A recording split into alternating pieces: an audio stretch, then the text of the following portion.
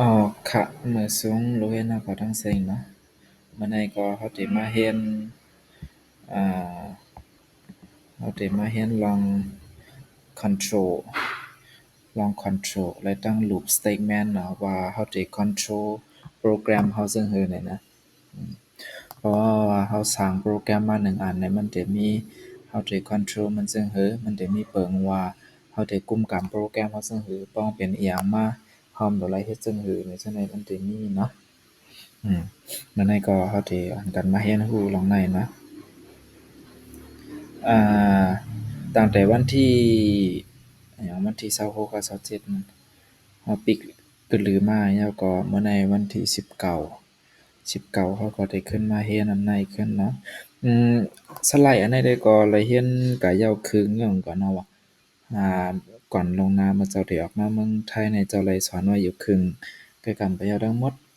ย้อนนั้นแหละตักเครื่องไม่ได้ได้ขึ้นมาลืมลำลืมแหลมปันขึ้นอีกหนึ่งยาวเลยสินั่นแนมขึ้นได้สอนได้ซับแล้วในกะเหมือนม่วนต่างขึ้นพอเขาจะแนะแนมเป็นคักเป็นตอนมันเป็นคอนเทนต์มันอันมีเนื้อสไลด์ในหลายๆนั่นน่ะเนาะก็จะมีif else nested แล้วก็จะมี complex if else switch แล้วจะมี for loop ซะแหน่มี nested while loop แล้วก็ do while loop แล้วก็จะมีอ่าตัวอย่างมันเลยตั้ง practice มันเนาะอืมโอเคนั่นก็เป็น introduction มันลองว่าอย่าง statement control statement if else statement ในเป็นซึ่งอยู่นั่นเนาะก็มันเป็นพื้นฐานตอนจะได้สร้างโปรแกรมขึ้นมาหนึ่งอันนั่นน่ะเนาะ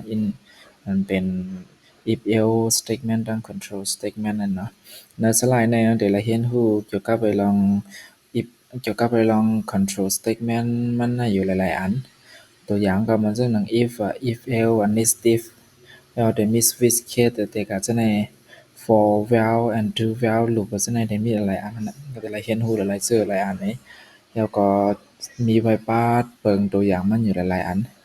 ไว้สิรู้เรียนละเรียนรู้ในสไลด์ในยาวก็ได้ก็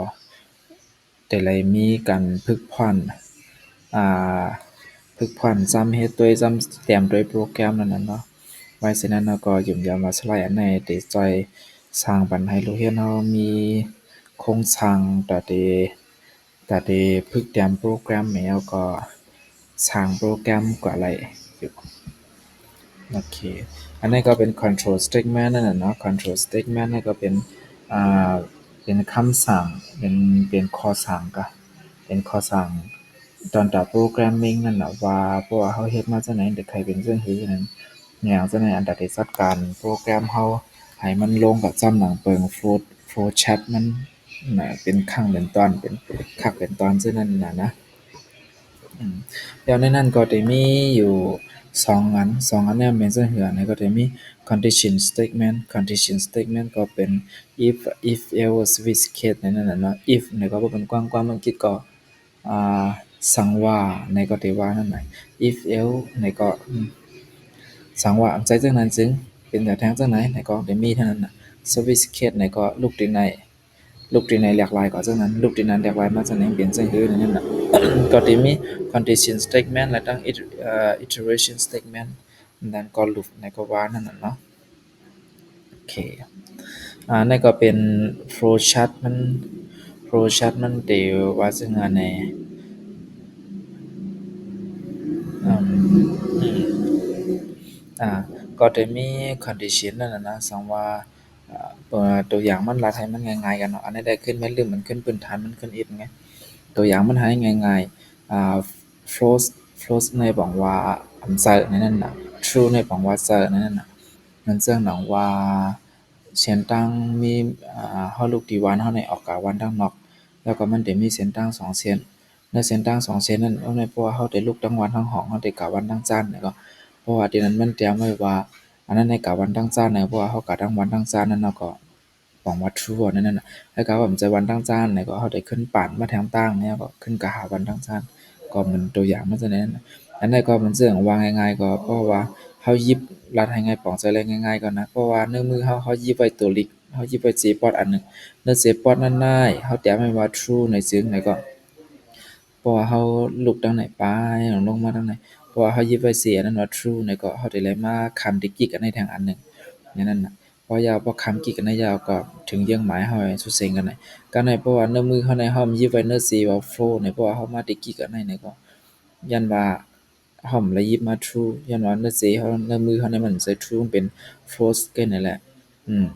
เป็นฟอร์กันนี่แหละที่เลยมาทางในนั่นน่ะมาทางในแล้วก็มาสุดที่ในนั่นน่ะก็เป็นคำสั่งอะได้ก็เป็นตัวอย่างให้ของใส่อะไรง่ายๆนั่นกันเนาะโอเคกำลังในซ้ำเป็นตัวอย่าง control statement มันนั่นน่ะ control statement มันเนี่ยเป็นซึ่งหลาในcontrol statement อันน่ะในเป็นโคดตัวอย่างนั่นกันเนาะโคดตัวอย่างมันเมื่อว่านั้นในโคดจะในเฮาจำเตรียมกันด้วยกะยาวอะนะอืม เขาสอนกับยาวกล้ามอนั่นแหละได้ขึ้นลืมเหน่ขึ้นเกยขึ้นลืมเหน่ขึ้นเกยอันดังสุดเพราะว่าเขาได้อ่า statement โคดอันนั้นเนี่ยมันสำเหตุการณ์จึงหือหลาในจึงโปรแกรมอันนี้มันนำเหตุการณ์จึงหือหลาในจึงอ่า มันได้มีการอ่าการเสิร์ฟฟังก์ชันแอปในสองถูกต้องอันนี้ก็มั่วฟังก์ชันแอปนี่ก็เป็น input อันเราได้ใส่เข้าในโปรแกรมเรานั่นน่ะเนาะเพราะว่าเรามารันโปรแกรมเราอะนะพอรันโปรแกรมเราแล้วในโคดเรานั้นมันได้ออกมาตอนตาได้ย้อนมาตาให้เป็น input นะก็ในเพราะว่าเราใส่ input เข้ากว่าในซึ่งก่อนที่มาถึงที่นั้นน่ะฮัลโหลฮัลโหล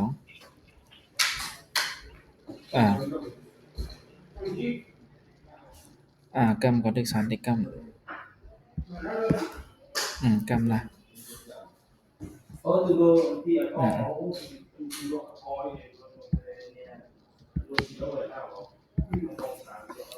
ừ. Ok mà cái phong khảo nó gần đó nó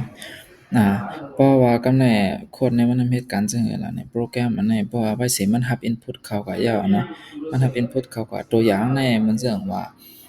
ขารันโปรแกรมนั่นแหละขารันโคดอันนี้กำในโคดในมันก็ย้อน input ออกมาก็ในเพราะว่าขาใส่ก็มันทำติย้อนมาจังได๋ How are you มันได้ถามมานั่นน่ะโปรแกรมเนี่ยมันได้ถาม How old are you How are you กำในเขาก็ได้ใส่เข้าก็สังว่า18นี่ก็เพราะว่า18มันรับเข้าก็กับในเพราะว่าสาเขามันแต้มแล้วสิ18กว่าเพราะว่าเราใส่18เข้าก็นั่นแต่ก็มันได้ว่าชื่อว่าอย่างนั่นไงแต่พอแต้มแล้วสิ18ก็ในป้องแต้มแล้วสิ18ก็นั่นได้ก็เดี๋ยวออกมาว่า you are 18 years old ในนั้นน่ะเนาะนี่ก็เป็นโคดตัวอย่างเมื่อวันนั้นแหละเราสอนกับยาวกล้ามก่อนเนาะอันไหนที่ซั้นได้ก็ขึ้นกับด้วยเอาขึ้นใน YouTube ซั้นได้เลยนะนี่ก็เป็นตัวอย่างบล็อกโคดอันเป็นบล็อกในโคดเรานั่นน่ะเนาะมันมีบล็อกซึ่งเป็นหลายในสิ่งอ่าอินที่ในโปรแกรมเราเนี่ยมันจะมีlibrary ที่อันเราได้จานเข้ามานั่นน่ะเนาะ library ที่อันเราได้จานเข้ามาเราก็จานinclude นั้นเข้ามาแล้วก็อันนั้นเนี่ยตึกเป็นบล็อกด้านนอกงี้นะจำได้ main function อันบล็อก2เนี่ยนะในบล็อก2เนี่ยเป็นบล็อก main function บล็อก main function แล้วก็ในบล็อกอันหนึง main function ในตั้งแต่เอาที่ in main แล้วก็อันเป็นขอบเปิดแล้วเดี๋ยวมีขอบปิดถึงตรงนี้นะแล้วในเป็นบล็อกของ main function พอยาวก็ในเฮาลงมาถึงตรงตอนนี้จะมีทาง statement block นะ statement block ในเป็น statement เป็นบล็อกที่อันอยู่ในmain function ในทั้งหมดนั่นนะอันนั้นเนี่ยห้องว่า statement block ของ statement block ของ main function นะกำในสีเขียวๆเนี่ยcondition block if นั่นน่ะcondition block if ในอันเฮามาสอนตอนเรียนในเป็นอันไหนวะอันนั้นมาสอนในเป็นอันไหนเฮามาสอนใน condition block ในเป็นตัวไหนวะกำในใน condition block ตั้งนั้นมันจะมีทั้ง statement block อันอยู่ไว้ใน condition block นั่นนะอันซึ่ง function printf ชื่อว่าอย่างในจังได๋เนี่ยอันนั้นเนี่ยเป็น condition อันนั้นเนี่ยเป็น main statement block ของ condition นั่นเพราะเฮาแต่ละตัวจังซี่บ่เตรียมโคดเนี่ย เอาทีละมาตัวอย่างเป็นบล็อกใน1 อันcho này hôm cho này tăng một hôm còn tăng một cho này chỉ với này in này chỉ với này in main cái này nè cái này in main ok ทางหน้าอันนี้ก็เหมือนกันเลยอันนั้นในซ้ำห้องมีอะไรเพิ่มเข้ามาแทงprint app function เข้ามาแทง2 อันใน condition ใน condition เปล่านั่นเองนะจะไปทางนั้นแหละจังได๋ก็ขึ้นมาลืมมันขึ้นให้ต้องขึ้นเมื่อวันนั้นเราสอนยาวกับกรรมในจังได๋แฮ่งก่อนเนาะอันนี้ได้ก็if else statement มันก็ได้เป็นif statement นั่นน่ะกำลังมาทาง else statement เลยพอตีเป่ามันก่อนมันซึ่งว่าสังว่ามันใจจังไหนก็ให้กะแทงเพราะมันใจจังไหนก็มันเป็นทางเมลนั้นมันก็เหมือนทั้งว่าเพราะว่าเฮาหยิบเพราะว่าเฮาหยิบนึกแล้วแต่ไงตัวอย่างมันก่อนเนาะในมันหนังก้นเปิดพักตู2ก็สังว่าในมือเฮาในหยิบมา1นี่จึงเพราะว่าเฮามาแต่ละมันนี่ที่ก้นเปิดพักตูเพราะว่าในมือเขามีไว้1นี่ก่อนที่มาเฮ็ดการนั้นน่ะแต่ละเหตุการณ์ในห้องในปลักอันนี้ก็อันนี้เพราะว่าในมือเฮาได้หยิบ1เฮามาที่พักตูในสิตาก็พักตูนี่ที่เฮามาจี้มานี่แต่ละมาที่2นี่มาเฮ็ดการในห้องนี่ก็ตัวอย่างมันโอเคเนาะ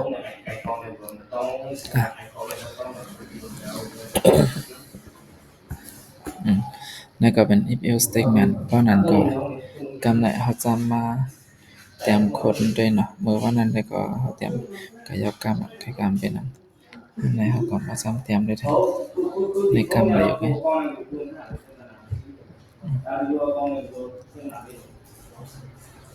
โอเคสำหรับคือแบบเด็กกันเนาะโอเคว่าเพราะนั้นก็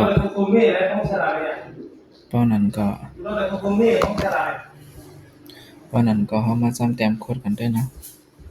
ซ้ำเตรียมโคดกันด้วยในรูปเป็นโมเดลเลย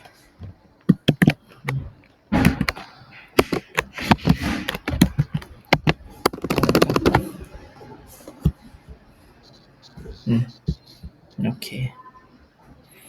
ลบหมดก็จะได้ไม่เต็มนะคือกำไรจะนั่นเป็นอย่างไรพยายามซับแล้วไหนมากนะกำไรเอาเด็กขึ้นเอาอันพยายามซับแล้วไหนมาจะไหนขึ้นไหมสอนขึ้นมาt x i s teach y e a r teach โอเคก็ในเรื่อง main function นะเต็ม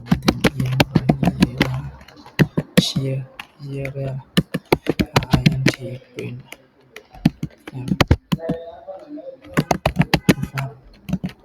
y share version share user bond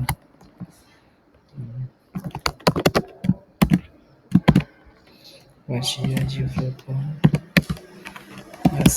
second person d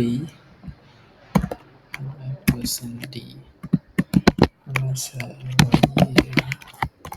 เชียร์นั่นนะโคดอันไหนๆเฮาโคด2แถวในมันให้หยังนะ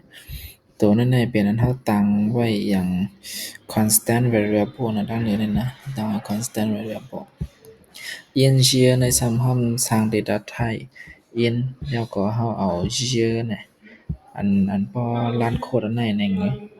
พอรันโคดไหนนะมันจะเก็บเอามันจะเก็บเอาเดือนเฮารันน่ะจะเก็บเอาอันไหนแล้วก็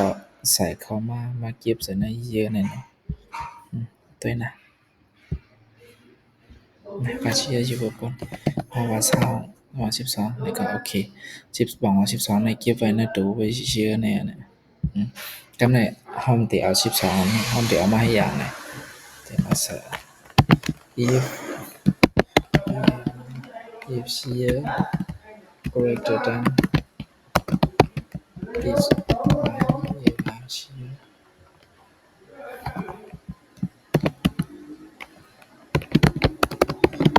ที่เป็นup PLES increase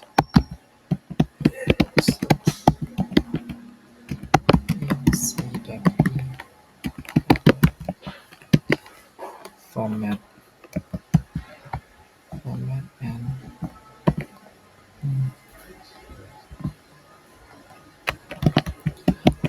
L print show %D OMD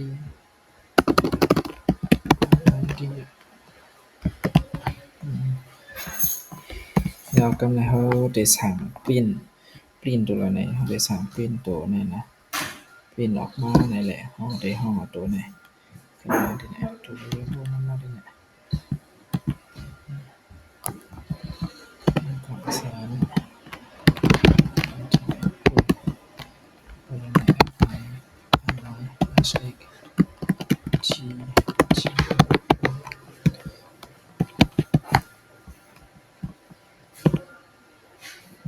โอเคอันนี้นะprint ตัวคล้ายโอเคนะ watch share virtual bond สุดเกิดปีแล้วว่าเกิดปี1998 you are 25 herb ผิดกรรมตรงนี้มันลบตั้งเชื่อใส่เข้าไปเอาเชื่อ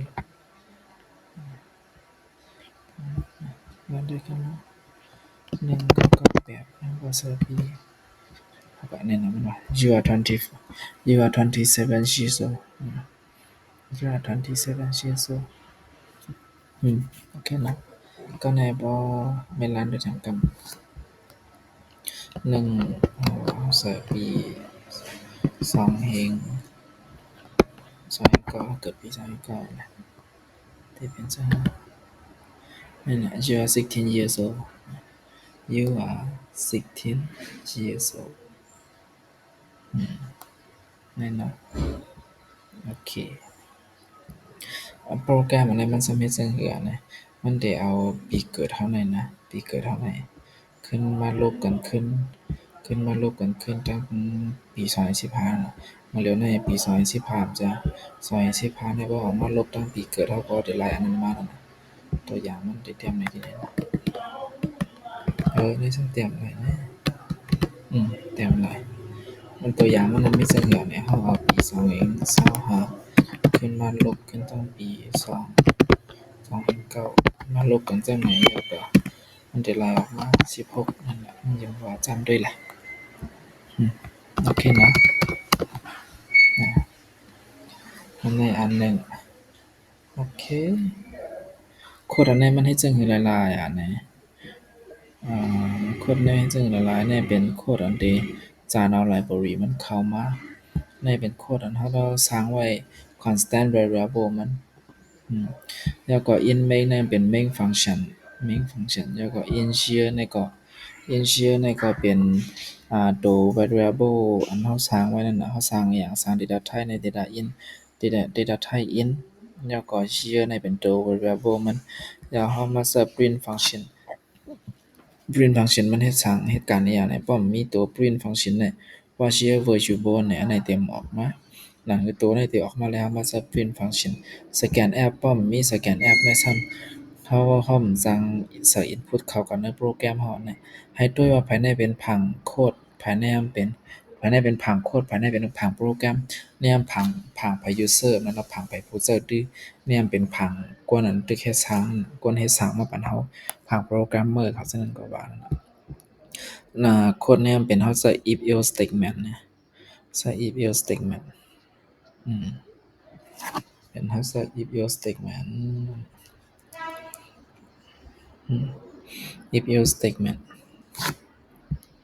โอเคเมื่อวันนั้นในโคดอันไหนก็เฮาแต้มก็ยาวกันมันเนาะนั่นแหละขึ้นมาแม่ลืมนี่ขึ้น อันเฮาได้ก็สอนกำในแต่ที่เป็นทางอันหนึงนะนี่ก็หลายโอเคอืม nested nested if statement เนี่ยนะ if statement อืม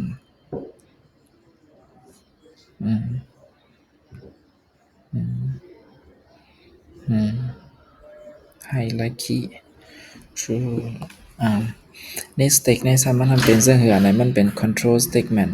control statement ที่อันอยู่กับเป็นสร้างยาวสร้างแทงซ่อนยาวซ่อนแทงลงกับจังนั้นก็มันซึ่งเมื่อกี้ในเฮามี if else statement จังไหนก็ในว่าเป็นอันใดในซ้ำที่ลงมาแทงตั้งนั้นเนี่ยยาวก็ลงมาแทงตั้งนั้นหลายอันนั้นพอเป็น if else statement เมื่อกี้นั้นมันได้สั่งเช็คหลาย1มีโอเคก็เป็นอันนั้นมันได้เช็คหลาย condition อยู่หลายๆอันจ้อมกันนั่นอืมโอเค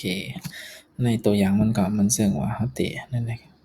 อันในตัวอย่างโครงสร้างมัน flow chart มันเป็นเหตุการณ์ซึ่งคือนั่นเนาะมันซึ่งที่ในว่า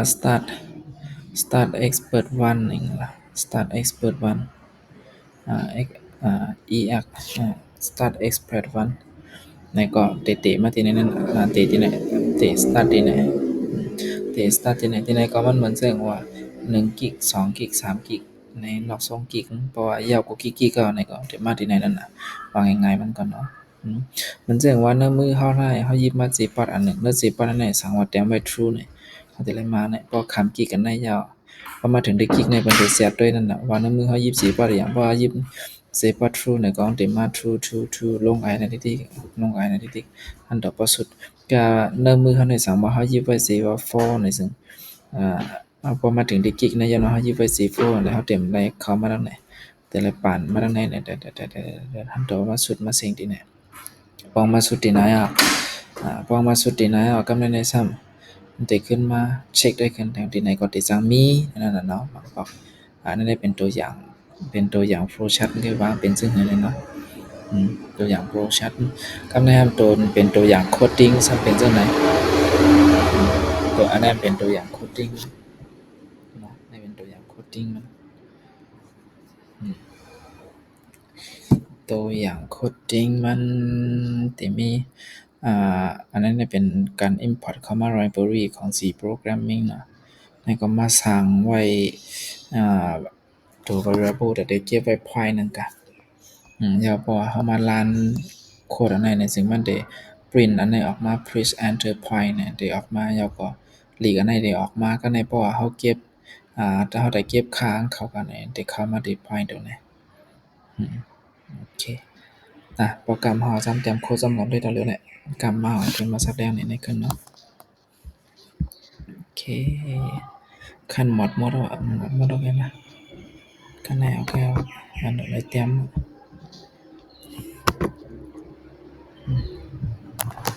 โอเคขั้นไหนเฮาก็มาสร้าง data type สร้าง data type ยาวก็แนวมาสร้างแทนตัว variable points point เนาะถ้าได้เก็บ point ก็เอามา printf printf p press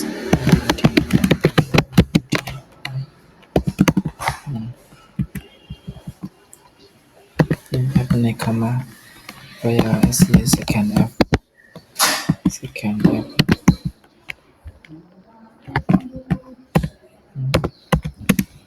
second f ก็ย่อก็มาเนี่ย points เราสร้าง variable point เดี๋ยวในไว้แล้วก็ติดสับด้านนั้นเนาะอันนั้นเนี่ยเป็นการสร้างตัว variable เนาะสร้างตัว variable ในซ้ำเป็นตัวได้ print ออกมาตัวลิกมันว่า please enter point ในนั้นนะก็ในอันตัดที่ตัวเก็บเอาอันนั้นเนี่ยเป็นตัวอะไรอันไหนเป็นตัวไหนเนาะมาเฮ็ดนี่ลั่นนั่นนะ please enter point เนี่ยเฮาว่าเซานี่ยันว่าเฮาได้สร้าง print ไว้นี่แหละเพราะว่าเฮานึก enter ก็คนเดยาวไว้ไหนก็น่าจะมีหยังก็ในเพราะว่าเฮาก็สร้าง print มาเนี่ยก็ printf ก็ในเฮาได้ print ไปที่ input point yeah ที่ input point ที่ input point ในซ้ำ point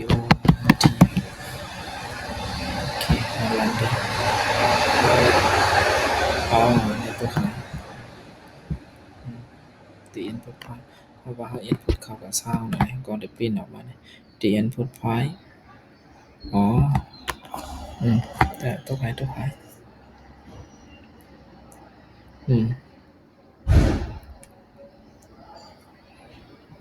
the input point ตีไหนๆเอาแต่ไรใส่ยังก็ไหนเปอร์เซ็นต์ดี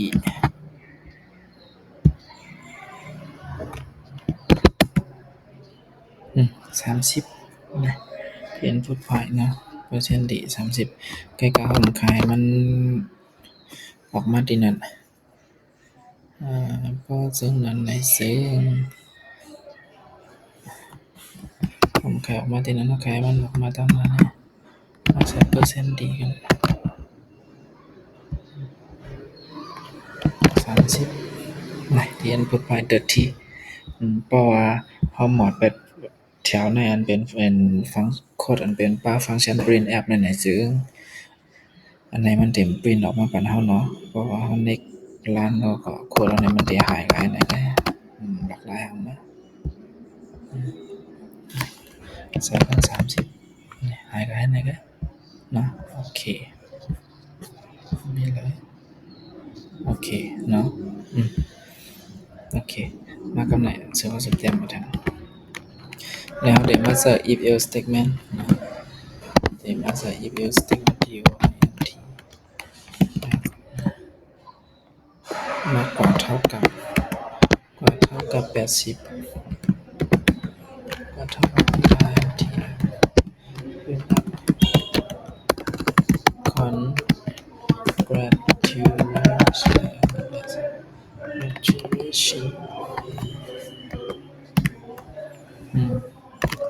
congratulationsโอเค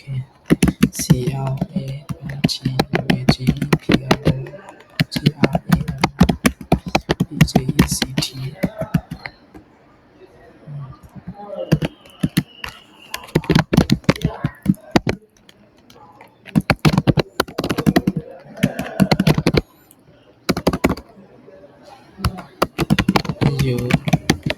got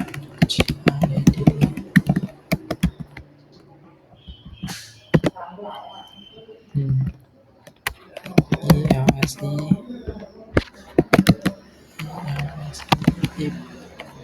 มาแต่ละใน if ตามนั้นมันเป็น if โยโย่ไงที่เป็น if else statement โยโย่กันเนาะอีกตามนั้นก็ if ตามตัวนั้นจะเป็น nested if นี่nested if nested if นั่นเนาะทำไปอะไรกันไม่ทราบแล้วนั่นนะเตรียมกันย่อยๆก่อนPINTF you get GRADE get grade B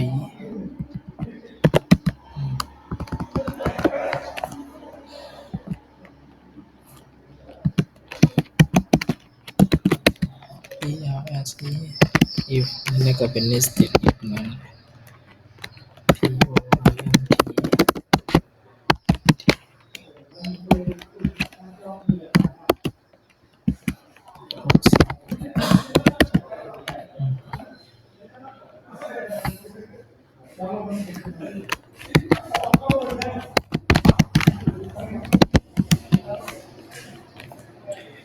you get grade C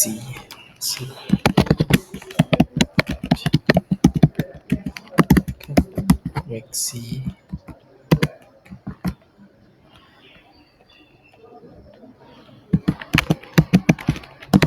if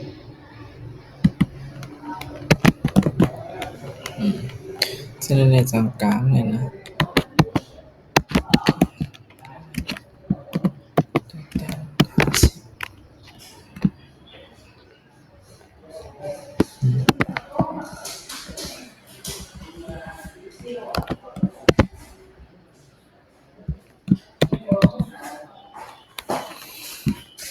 อันนั้นเนี่ย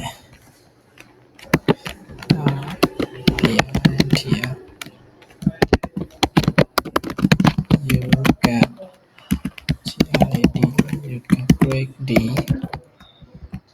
you get grade D grade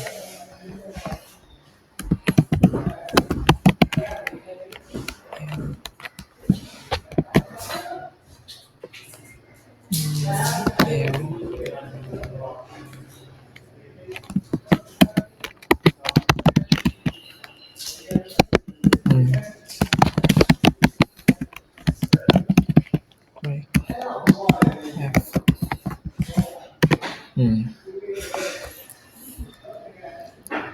จำรันได้เลย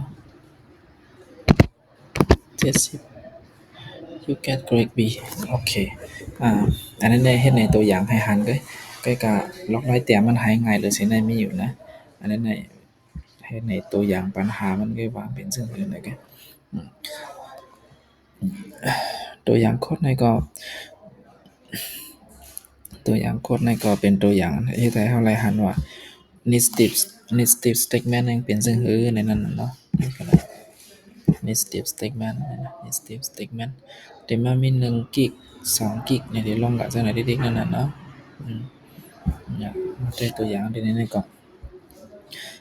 please enter point เนี่ยก็เพราะว่าเฮารันโคดเนี่ยมันก็ได้มา please enter point เนี่ยเฮาก็ enter นั่นน่ะเพราะว่าเสิร์ช70ก่อนแล้วก็เดี๋ยวว่า you get B นั่นน่ะมันทำเฮ็ดจังมันทำเหตุการณ์จังคือละโคดง่ายเนี่ยเตรียมเหตุการณ์ได้ๆเนี่ยกันเพราะว่าเฮาใส่คะแนนเท่ากันเนาะเกรดเท่ากันเนี่ยพอใส่80นำเลยสิ80นั้นก็เป็น80ในซึ่งมันได้ออกมา one graduation นั่นน่ะ4 language programming subject นั่นน่ะ you get grade A เนี่ยจึงได้เป็นจังได๋มาจำใส่ได้เนาะใส่ได้ว่า80ลองได้congratulations 4 language programming subject you get A ในนั้นน่ะก็ในเพราะว่าเกรดอันเฮาใส่เข้ากับที่ในนั้นเนาะเตรียมกว่า80ในซึ่งก็ได้ลงมาจังในนั้น you get grade B ในนั้นน่ะเตรียมเลยสิ80กว่าก็อ่าเป็น80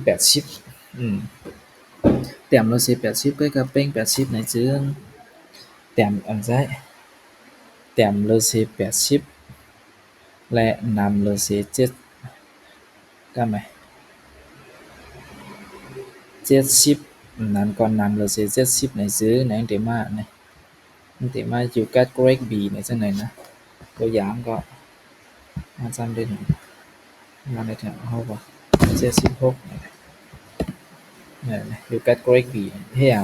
ยังแล้วมันสามารถ you get grade B นั่นว่าเฮามีไว้ condition มันอยู่ในนั้นน่ะตัวเครื่องหมายนั้นมันมีที่ปองว่านำเลยสิ70นั่นก็เป็น70ในซึ่ง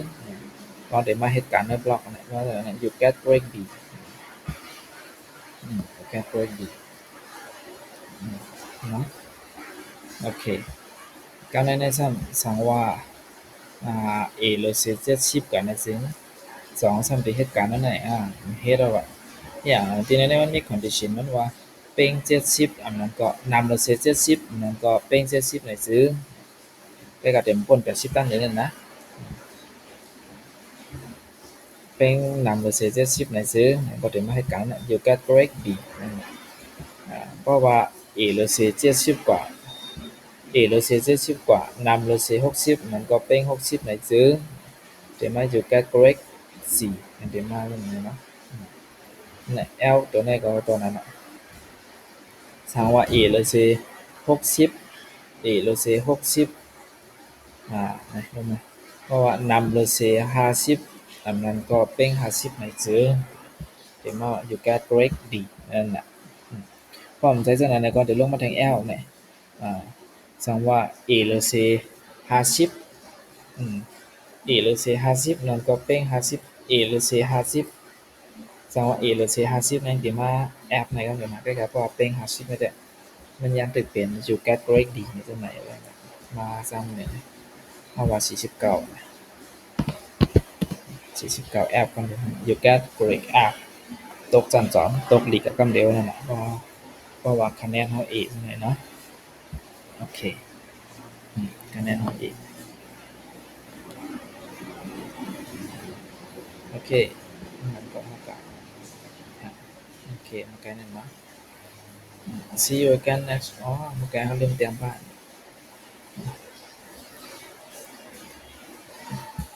เป็นแล้ว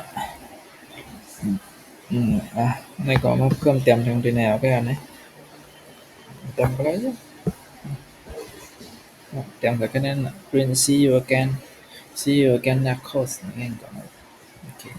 ทางหน้าก็เลย improve version using if else เนี่ย more visible ก็เลยเฮาได้มาเอาขึ้นอันเมื่อกี้นั้นขึ้นแกล้งก่อนโปรแกรมมันเมื่อกี้นั้นแกล้งก่อนเพื่อก็เฮาได้มาเตรียมให้มันอ่านง่ายอีกเฮาเตรียมซึ่งเมื่อกี้นั้นเนาะซึ่งเมื่อกี้นั้นในสิ่งที่แล้วนะโอเคมาเฮามาเตรียมทางอันนี้ก่อนว่าเตรียมอันนี้ยาวสร้างได้ดอกว่าได้เตรียมทางอันนี้จะเล่นบ่แบบอันนี้โอเคเป็นนั้นตัวอย่างที่ไหนก็ได้ตัวอย่างอันนี้เนาะได้ตั้งโคดเมื่อกี้นั้นเลยอันนั้นมีอะไรแถวก็ยาวก็ด้วยกับด้วยทุกศัพท์เนาะด้วยง่ายเลยสินั่นอีกโอเคด้วยง่ายเลยสินั่นอีกนั่นได้เป็นล็อกไลน์เตรียมให้มันง่ายเลยเสียเมื่อกี้นั้นน่ะเตรียมก็เตรียมง่ายอ่านก็อ่านง่ายเข้าใจง่ายเลยเสียเมื่อกี้นั้นเนาะโอเคก็นั้นก็มาซ้ํเตรียมด้วยอันนี้ได้ขึ้นหมดขึ้นนี้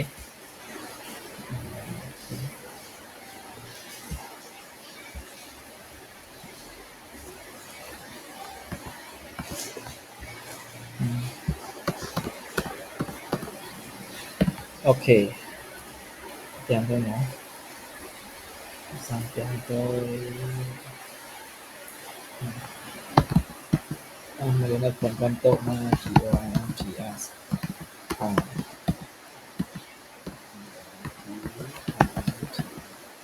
เป็น TREAS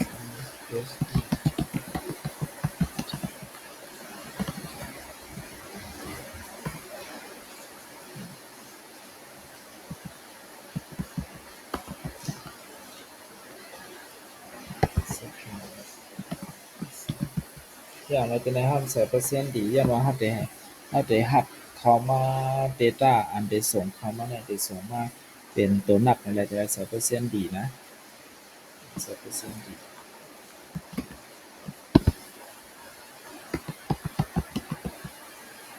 ที่ในอันเฮาได้ใส่ไว้ตัวนี่ตัวอ่านนี่นะ sample and ตัวเครื่องหมายมันซึ่ง8ตัวนี่เนี่ยซ้ํเป็นตอนตาไปเอา data อันเฮาส่งเข้ามาในโปรแกรมเฮานี่ซ้ํเอาก็คับไว้ปานใน memory เฮานั่นน่ะเนาะจะได้อย่างรับได้บ่บ่ล่ะเนาะผลความตกจะได้ยินเสียงดีกว่ามั้งบ่นะจ๊ะ FPORTR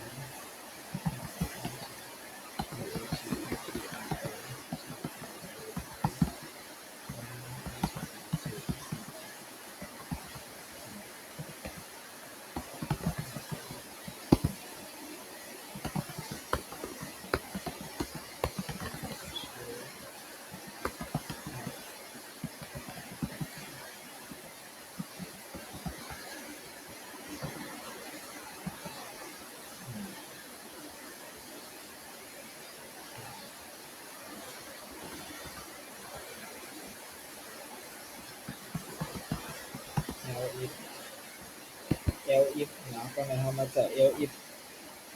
บ่ไกลในเฮาจะอันเป็นได้เนาะ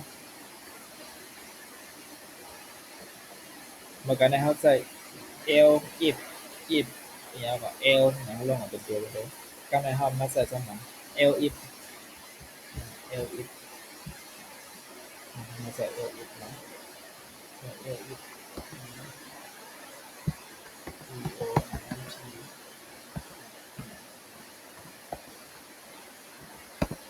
set print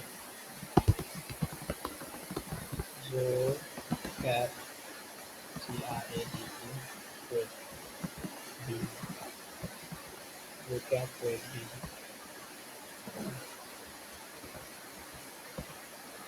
and grade B and asking if DO and PR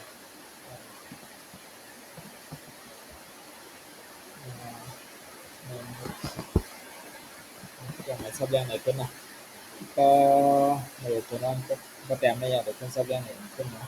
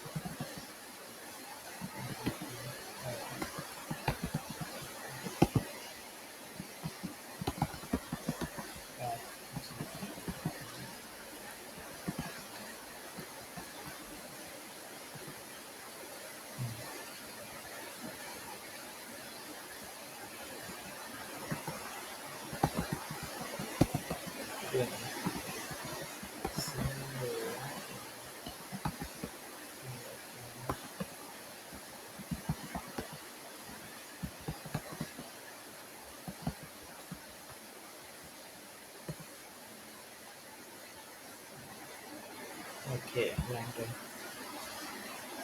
Quiz Enterprise เนี่ยนะถ้าว่าจำตักได้รู้ว่าเขาใส่80พาในแต่ละปริ้นออกมาแล้วแต่ละปริ้นออกมานะปริ้นออกมาตัวเล็กในแถวใน5มันก็ปริ้นออกมาในแถวใน5มันก็ปริ้นออกมาในแถวใน5นะแต่ละปริ้นออกมาตัวไหนจำตักได้รู้โอเคตักยาวมาจำได้บ่เนี่ยเพราะว่าใส่80พาปริ้นออกมาตัวไหนนี่ปริ้นออกมาแถวที่ดำสุดๆที่อย่างแล้วซ้ํปริ้นออกมาตัวไหนอ่ะเนี่ยที่ในมันมีคอนดิชันไว้ว่านำเลยเซ80มันก็เป็น80ในซึ่ง80พาได้นำเลยเซ80นั่นน่ะนั่นแหละมันก็เป็นมาเฮ็ดการในบล็อกอันนั้น printf function คือการในบล็อกอันนั้นลงมาสีแล้วก็ programming subject นี่นั่นน่ะแต่เพราะว่าเขาใส่นำเลยเซ70มันก็เป็น70ในซึ่งแล้วก็เดี๋ยวมาให้การในแถวนั้นเพราะว่าเขาใส่นำเลยเซ60มันก็เป็น60ในซึ่งเดี๋ยวมาให้การในแถวนั้นในแถวไหนนะแถว18เนี่ยนั้นก็นำเลยเซ50นั้นก็เป็น50ในซึ่งเดี๋ยวมาให้การในแถวนั้นแถว21นี่ก็ในซ้ำเพราะว่าแต้มเลยเซ50กว่าในซึ่งมันสิมาให้การในแถวละนี่จะมาให้การในแถวนั้นแถว23ก็ถึงแถว25นี่เนาะseeว่าแกในแดนเป็น not condition ด้วยนะจ๊ะจำร้านได้ถึงกันเพราะว่า50พานี่เนี่ย50พานี่หลายดีอย่างใน50พาเนี่ยมันนำเลยเซ50นั่นน่ะในหลายดีจำร้านได้ถึงกันมันใส่ว่า34 you get out you get break out see again next code 34เนี่ยนะแต้มเลยเซ50อ่ะนะเป็น50อันนั้นนำเลยเซ50นั่นน่ะเขาจะเขียนที่ไหนท่านนี้ไว้ในนั้นนะโอเคกดน้อมต้องแห้งนะจะมายินเสียงดีกว่ามื้อละกันแบบจำได้เสียงด้วยนะโอเค